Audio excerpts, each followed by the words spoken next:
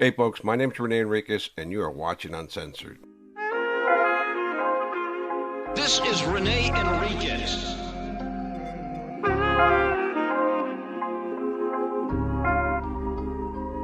Nickname Bootser. Black Hand of the Mexican Mafia. Prison gang politics.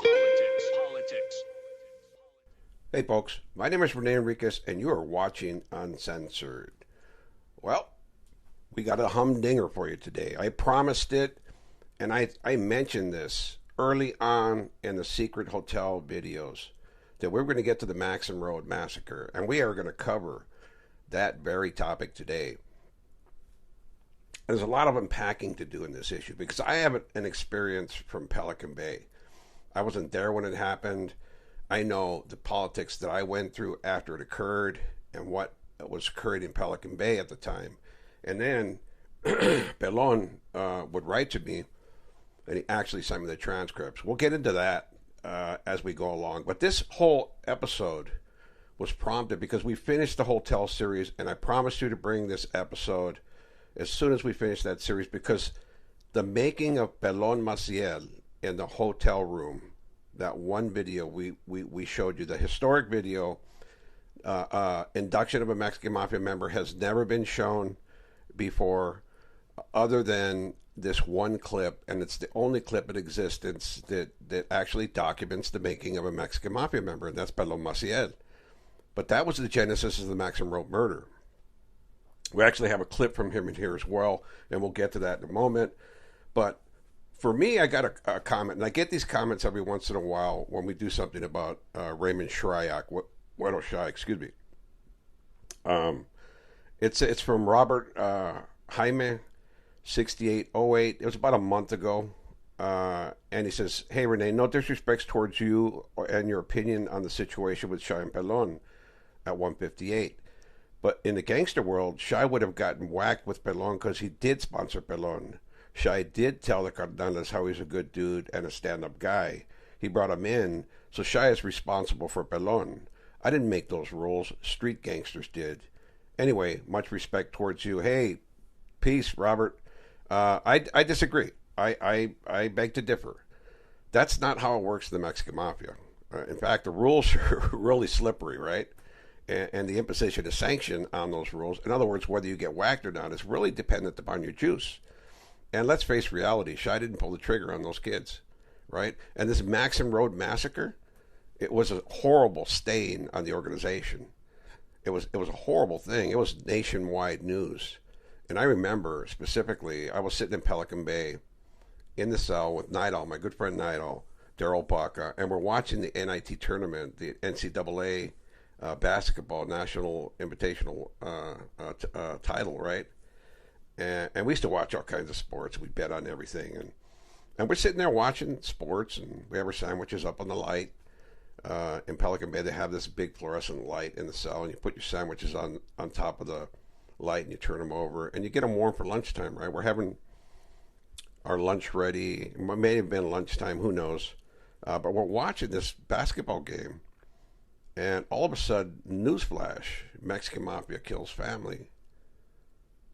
Newsflash, Mexican Mafia eliminates family.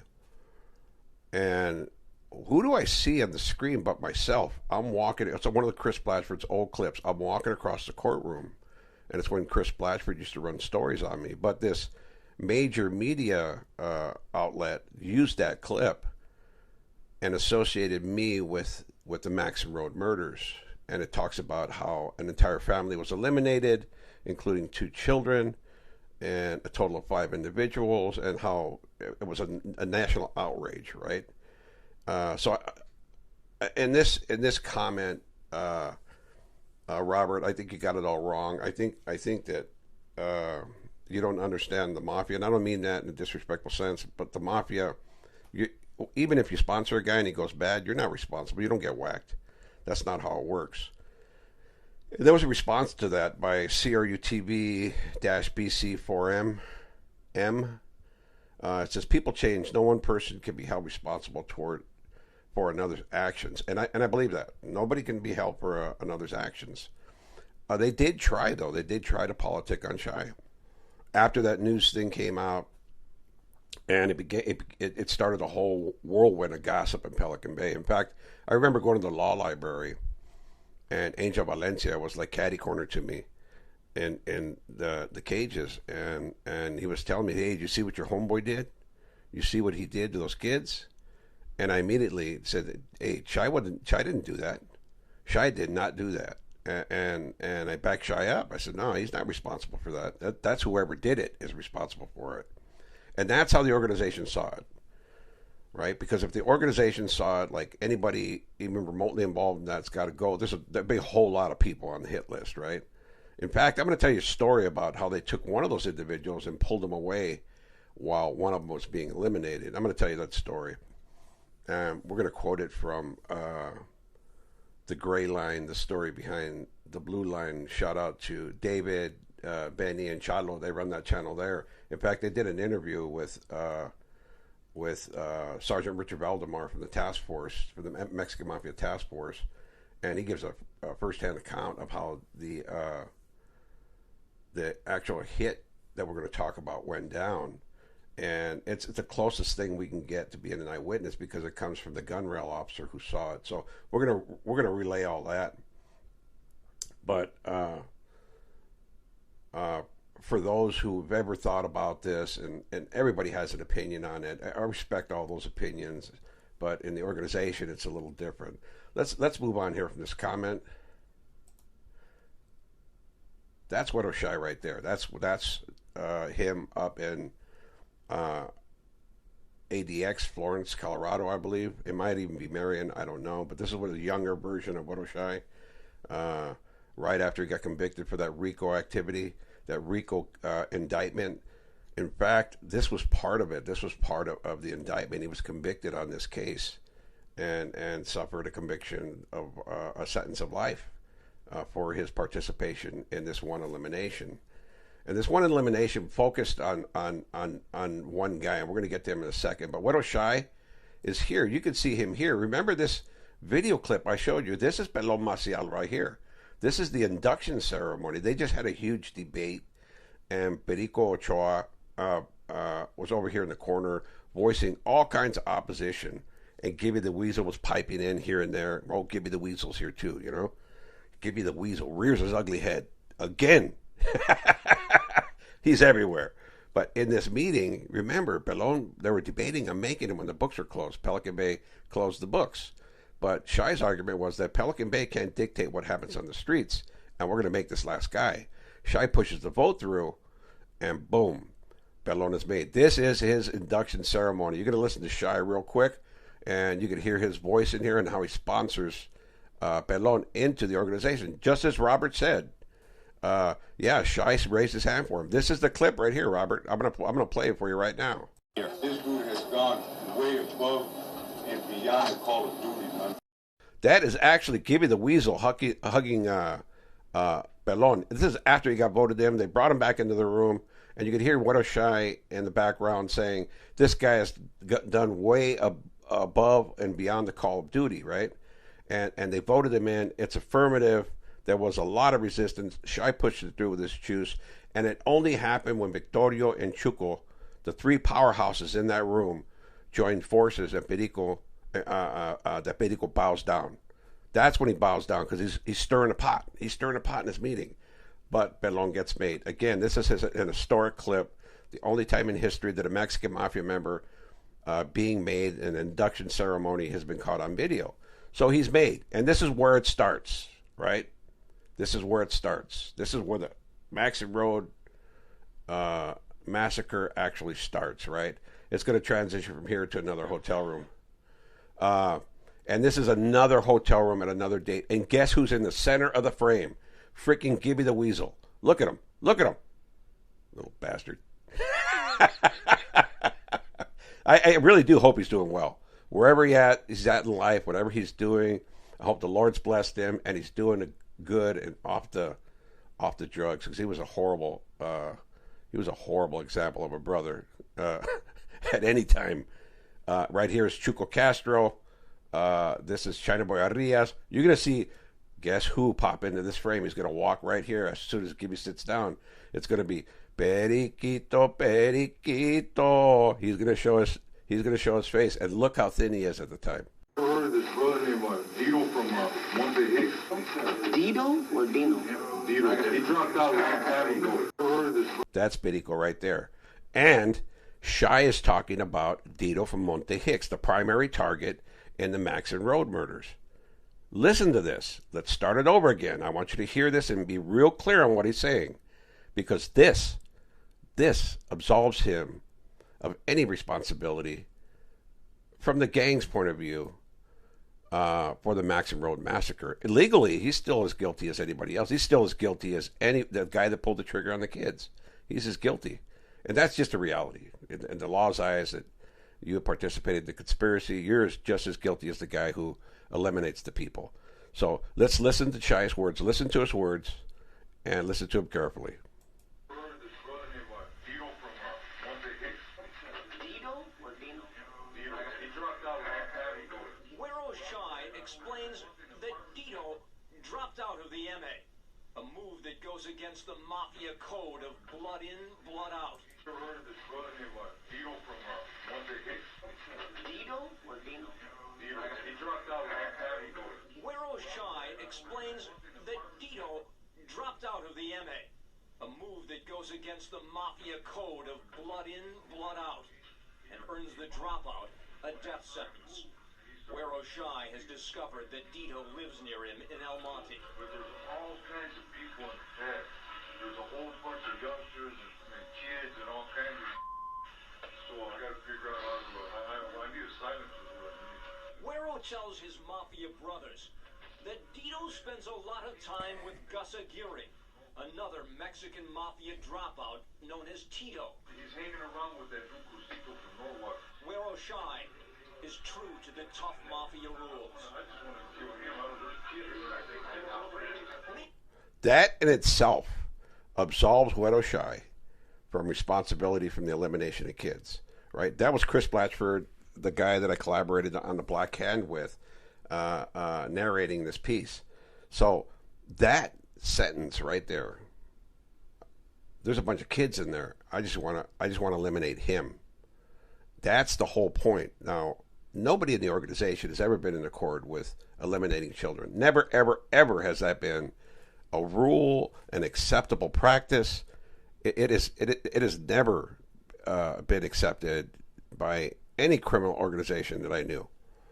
I think it's abhorrent. It's horrible. It's the worst of mankind to victimize children. And this was horrific. Everybody was taken aback by this. Even when I heard it on the news, I was like, oh my God, what did they do? I was shocked that this happened, that this was allowed to occur, and that there wasn't immediate retribution on the individuals responsible. Because it was shocking, right? Like Dito, Moreno, and Crucito from Norwalk were viable targets. That's a reality. That anybody in that house that was an adult that witnessed it was a viable target. And if they were there, they're there. And sometimes it happens that way. And nobody's going to bat an eye at any of that. But when kids came into play, that's what put the organization in an uproar. And law enforcement. This was a huge thing. This was no small thing for the organization. And the organization wasn't going to take it laying down. Because immediately after Angel told me in the law library that your homeboy is responsible for this, look what he did. Well, Cuate jumped on that bagwagon. Tablas jumped on that bagwagon. I think Güero Smooth jumped on that. All that C facility clique, those guys that consider themselves los verdaderos and los mejores, that little clique within the organization, they started pushing this campaign on Shai. And me and Nidal discussed it. Nidal was Daryl Baca was Shai's cellie in the Bay. And they got along quite well. And we knew Shai. We knew Shai. Daryl having been cellies with him, me being in Folsom in the county jail with him, me being on the streets with Shai. I knew Shai as a man. And he was a friend. and I still consider him that. And I knew he would never do this, and Daryl knew that as well. Daryl Baca knew this as well.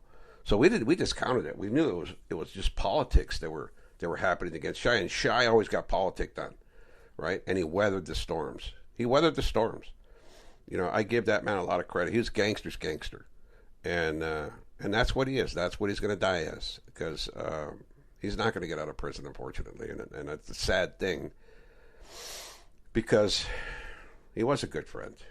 Same with Daryl Baca. I think he'll die in prison as well. He'll never get out of prison, and it's a sad thing because he was my good friend, and I wish somehow that they would had the opportunity to get out and experience some freedom and breathe some free air. But I think as active Mexican Mafia members, they'll never have a chance, and that's just the simple truth. They're never going to get the opportunity at the board of prison hearings to get out of prison. Shy doesn't appear before the board. He just has, I believe, life without, and Daryl has 15 to life or 17 to life for second-degree homicide with the use of a gun, a 2-year enhancement for the gun, and that sentence has been served 3 times over. He's done his mandatory minimum, and he qualifies as a youth offender under, I believe it's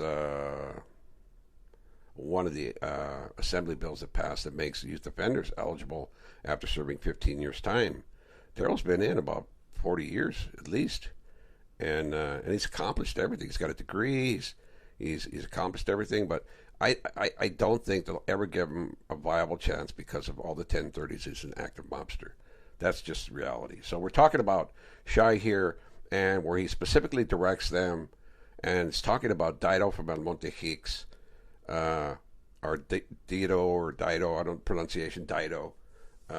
He's talking about eliminating him and him only, right? And that's Shy's objective. Let's go to the next slide. These are the 4 individuals that he chose to go. Shy didn't choose them. After they made Pelon Maciel, he selected these individuals. These are the 4 individuals that went on the hit at Maxon Road in that little apartment complex, little duplexes. In fact, I'm going to show you aerial in a second. But these are the individuals that went on the mission. He picked guys from Sangra, right? There's Danny Logan in the upper left, Jimmy Palma, this individual here with a big old grin, and there's Primo Valdez and Anthony Scar Torres. Those are the 4 guys that were responsible. In fact, the individual that shot the children, those 2 children, is this guy right here where the cursor's at, Jimmy Palma, the guy with the big old grin. Like, he accomplished something. That picture angered me when I saw it, because this is his picture at San Quentin when he was processed after receiving a death sentence for his activities in that murder, that elimination. So this is the location, Maxon Road, in this little apartment complex. They walked to the back. Character and I think it was Scar walked to the back and eliminated him in the driveway of this area right here. We're going to show you some images. We're going to kind of blur out those images because they're graphic. But Danny Logan waited in the car outside, and that's I'm kind of trying to remember this. It's been so long, but this is the area it happened. I believe it's 2941 Maxon Road, if I'm not mistaken. I could be mistaken on the address. But this is where the incident occurred, where they walked up and they eliminated 5 people. So let me give you a little breakdown. The Maxon murders were a brutal 1995 gang-related mass casualty event in El Monte, California, stemming from a Mexican Mafia La MS sanction against a former member who attempted to leave the organization. That was Dido Moreno. On April 22nd, 1995, hitmen acting under the direction of the Mexican Mafia executed 3 adults and 2 children at the rear apartment on the 3800 block of Maxon Road. The victims, the primary target was Anthony Dido Moreno, a former Mexican Mafia member who dropped out of the gang, a violation of the gang's strict blood-in, blood-out code. The perpetrators eliminated him and 4 others who were present. Anthony Dido Moreno, his sister Maria Moreno, a family friend, Gus Tito Aguirre, and Maria's 2 young children, 5-year-old Laura Moreno and 6-year-old Ambrose Padilla. And that was the horrific thing that occurred in this. In fact, that's Dido Moreno, right on the porch steps where I showed you. They walked up, he was drinking a beer, boom, boom, they domed him right there. That was done. It was done right there. That was the thing, is that the mission was accomplished right there and then. They eliminated the target. Nothing else had to be done. But Jimmy, character Palma, decided to go off on a rampage. The next victim was Dido's sister in the living room. They eliminated her. Boom, boom, right there in the living room. The next victim was Crucito from Norwalk. This is him. They found him in the bedroom. I think he ran to hide, which is one account that I read. And they caught him in the bedroom, and boom, eliminated him. And the most horrific thing was these 2 children. This little girl was shot and eliminated. This little child at this age was shot and eliminated for no reason by Jimmy character Palma. And that's what shocked the organization, because everybody rose up after that. There was discussion in every law library we went to among cardenales that whoever's responsible has to go.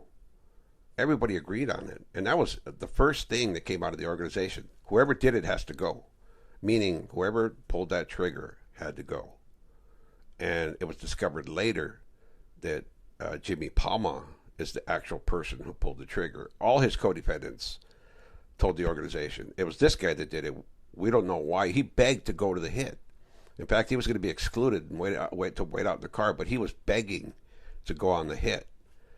And they allowed him to go. And it was a vital mistake. Because I think if they just would have popped Dido and left him in the driveway, just like they did, and walked away after that, because it was done. Boom, boom, ABC, easy peasy, I'm out. He's gone. It wouldn't have been a big deal. It would have just been another gang shooting chalked up, and they probably would have got away with it. So when they entered that house and eliminated the entire household, that it brought about this huge outrage of the community, particularly because of the children. And here's another thing. One of the children survived. One child hid under a table in the corner while this was going on and survived. And think of the scars on that child today. That child has to be an adult. I saw an interview with one of the responding paramedics. His last name was Cano. He's now a El Monte PD officer.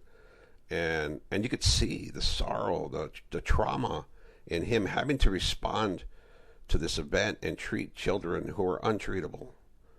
Attempt to save them when they were already gone. And we have graphics of that. I'm not going to show them.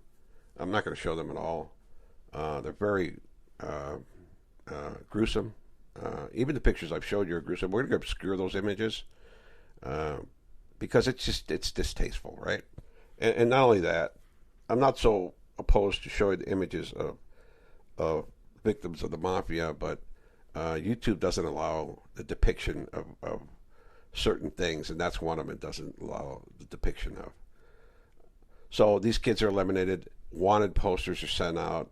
I have one somewhere. I looked for it earlier on my external, and I couldn't find it, but there's wanted posters that were put on this, and it's just a huge investigation began. In fact, this case became the foundation for Operation Black Flower. Years later, over a decade later, the DEA would again investigate El Monte, and this case was used as one of the predicates, right? One of the overt acts, a series of overt acts.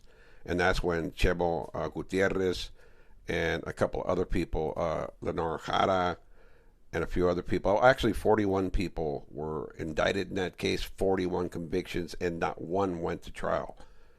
All of them took deals because that's how solid the case was. That's what this instance did to El Monte. It forever marred them as you know, eliminators of children, even though it was Sangra that did it. Flores got the stigma of it happening in their hood and being directed by one of their homeboys, which was, again, Luis Maciel. That's who ordered this, and that's ultimately who is responsible for it. That's who they're going to hold responsible. Jimmy character Panama was going to get nailed no matter what, but also Pelon was going to get nailed because he might have been able to survive it by just himself eliminating character while awaiting trial in Los Angeles County Jail, but he didn't do that. He went to trial with him and with those co-defendants, where they should have aligned and says, this has to be done. This has to be done no matter what. It's our political career online. It's just the right thing to do because he eliminated children. We have to do it. And there should have been no hesitation. But Pelon attempted to push off responsibility. It wasn't me, it was Shai. Shai told me to do it. And that was completely wrong because Shai never told him to go eliminate kids. But Pelon, during this process, goes into an interview. He goes into the interview with the sheriff's station and Norwalk Sheriff's Station and has the audacity to send me the transcripts. I'm an active carnal up at the Bay, and he's dry snitching all through the transcripts. I no longer have those transcripts. But in my mind, it sealed his fate because he was telling in those transcripts from the day he got arrested from this case. He was so afraid of being tagged with this case that he was willing to tell everything. And he did. And he sent me the transcripts. And I couldn't understand why he would do that. Like, why would you damn yourself by sending me transcripts where you're squealing? And that, I passed those transcripts around to the Cardenales. I let Daryl Baca read them. I let everybody, I sent them out to other brothers. Like, here you go, bro. This is this guy. This guy's got to go. And that's what the decision that was made. He was going to be one of the guys that were going to go. So it was an immediate response from the organization, but effectuating those decisions sometimes takes years. You know, look at the case of Little Man Ortiz and Deadeye Ed. You know, sometimes it takes years to happen. And sometimes it never happens because it's not this monolithic organization that can reach out and touch anybody anywhere. It's not. I mean, all the stars and planets have to align. Everything has to be perfect in order to get it done. And in this case, it went perfect. So, condolences to the family members, the neighbors, the friends, anybody who was affected by this event. I hope they feel some sense of justice by ultimately what occurred. I know the organization feels that, and it's one of the things that I praise Chato Sandoval for. Chato Sandoval is a real gangster. He did the right thing, and the Ayala brothers did the right thing. And I know that sounds horrible for a man who believes in the Lord to say they did the right thing, but if I had to go to hell for doing something like this, I'd gladly go. And I'm sure they're comfortable with that decision. And I'm sure the community is comfortable with their decision. I dare say that not one comment will come out in our comment section on this video saying that is wrong. They shouldn't have done that to Jimmy Palma, and he's this or that, or he had the chance to change. No. Once you do this, there is no coming back from this. Not in our world. Not in our world. And I know that's a pretty horrific stance for me to take, but I stand it, I accept it, and I live by it. And I tell you that what they did was a heroic thing. So that's Palma when he gets to San Quentin. Once he's convicted, and Pelon Maciel and Tricky, Logan, and Scar are convicted, they're sent up, right? They're sent up. In particular, Pelon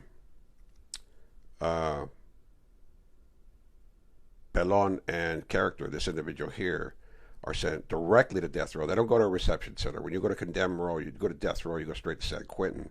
And you see this is ID. It says SQCOND. That stands for San Quentin Condemned Row. Condemned row is death row, not death row. And that was on 9/4/97 that he arrived. Once there, Hector and Ronnie Ayala, and I'm quoting the gray line, the story behind the blue line, as a channel out there. It's a cop-based channel, but it's based really about PTSD and the whole prison genre. It's a cool little channel to check out. I encourage you guys to go check it out.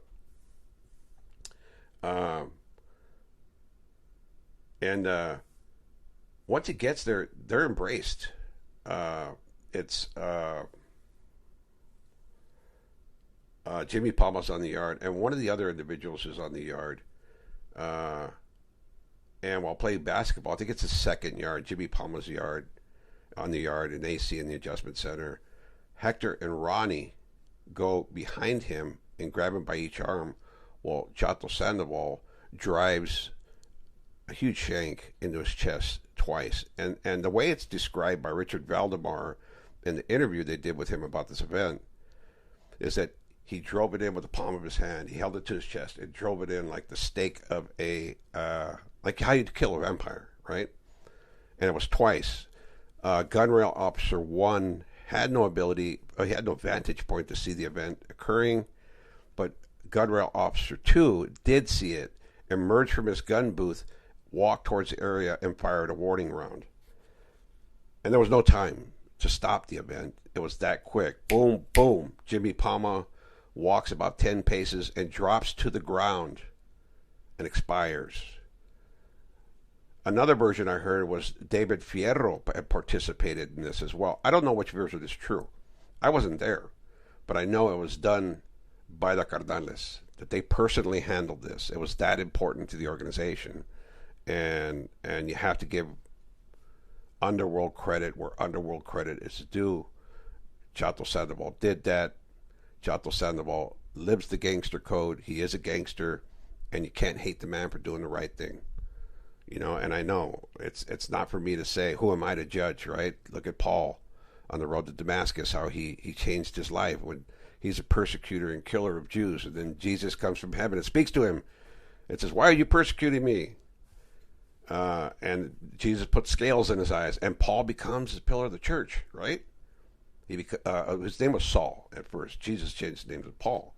But who am I to judge anybody, right? I don't mean to wax and wane on theology here, or religion, but I'm a believer, right? But this is something that I think these Cardenales handled efficiently and effectively.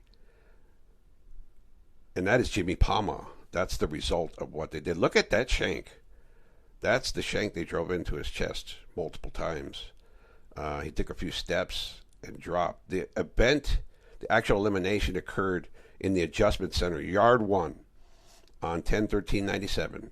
Right after he arrived at the adjustment center, bing, bing. They handled it. That was the decision of the entire organization. Nobody was in accord with what he did. That's not the way of the Mexican Mafia, and it would never be. It will never be that. Nobody would ever accept the elimination of children. This is the yard where it occurred on, right here in the basketball court. That's where he was eliminated. This is, I believe, Gun Tower 1, and Gun Tower 2 is over here against North Block. And that's the one that responded by firing a warning shot. But it was already done. And there was no prosecution in the case. Rightfully so, I think.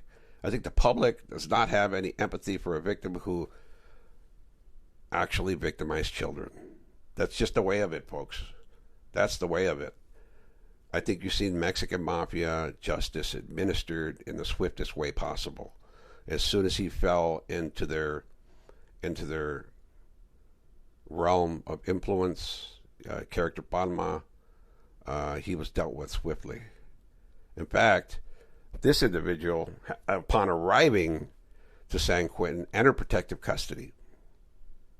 He entered protective custody and went up to condemn row. Rumor was he married a transsexual, and he's living a happy life up there now. God bless him, whatever he's doing. I'm sure that he'll have to live with these demons for the rest of his life. There is no comeback from this in the community's eyes. I know that he has an appeal in process for his condemned in his death sentence. And let's let that be adjudicated the way it's adjudicated, right? But I saw a couple of interviews on a couple of different channels, and he talks about being a mobster and being Waroshai's right hand, but accepts very little responsibility for this. I don't hear any remorse. Hey, man, I'm so sorry that those kids were eliminated. It was my fault. I should have picked better. None of that came out of his mouth. None of it. I didn't hear it. And I really just, I'm using a snippet to show you that he's still talking about his life in the mob. And, you know, I think the first thing he would have done was say, I have remorse for what happened to those children. And the sentence that I received is just. I know I would. I would say, you know what? I did that. I got my sentence, and what happened was wrong, and I'll accept whatever the state has done to me. You know, maybe I'd still go through the appellate process, as everybody does. It's an automatic appeal. But you think from this guy who's alleged to have changed his life, dropped out of the mob. Great thing. He dropped out of the mob. I appreciate that. I don't judge him for his who he married in San Quentin or anything like that. I'm not going to judge him, that man. I don't care what he does. But the thing about the kids is the horrible thing, you know, that kids were eliminated. Let's listen to a snippet of his audio when he's talking about Wedowshy and running stuff out in the streets. Reselling those drugs back to everyone else that I took it from. So once I got all that started, and once I started making so much money for Wedo, when Wedo first got out, Wedo was staying in the apartment complex. When he met me, I already had him a house. So you could say I was Wedo's ace in the home. I was reselling those. He said it himself. He was Wedo's ace in the hole, and he was Wedo's go-to guy. And Wedo said as much in the videos. So I don't see how you can come back, or anybody can come back and say Wedowshy is responsible for those children who were eliminated. I think in the legal sense, yes, he orchestrated the hit, and he was held responsible. He accepted his sentence. But the decision to eliminate those kids came from one knucklehead who got his just desserts on the AC yard in San Quentin. That's Wedowshy depicted, I believe, in Marion, with Jesse Segura. And he's a bit younger there, obviously. But that's my experience with the Maxon Road murders, and that's my take on it. And there's nothing that convinced me that Wedowshy or the organization would ever condone that type of behavior. It's just not done. It's not accepted, and it never would it be accepted. So for those people who think that he's somehow responsible or the organization does that, no. Look at the organization's response to it immediately. As soon as they arrived in an area where they could get got, one of them was got and the other one checked in. I think it was Tricky Logan was pulled to the side. One of the individuals who was on the yard at the time that character was eliminated was actually pulled to the side by the Cardenales, and they told him, hey, this is going down. You're going to stay right here with us. This has nothing to do with you. You didn't do that to the kids, so you're excluded from it. And he wasn't targeted because he didn't do it, right? That's how the organization sees it. And they see the same with Shy. Although there's politics, there'll always be politics against Shy and any other Cardenal. Every Cardenal experiences politics. They won't use that if he's ever politicked on again. It's just not the truth, right? Not in the eyes of the organization. Again, from the legal standard, he's guilty. He's just as responsible as the individual who pulled the trigger, and he received a sentence that reflected that. So that's the take on this Maxon Road Massacre. I know it was a horrific scar. It'll never go away. Again, my condolences and sincere empathy towards the family and the friends and individuals who experienced that and had to witness it, even the first responders and the prosecutors who had to deal with it. It scars everybody. It impacted an entire community, and I dare say that Almania is still reeling from that. It's what it's known for, the Maxon Road murders. So that's my take on it, folks. I hope you enjoyed this segment, and I hope that you will hype this video. Hype.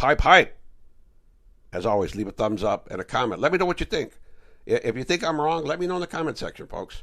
All right, with that said, that'll conclude this video. Have a wonderful day. Peace out. This is René Enriquez.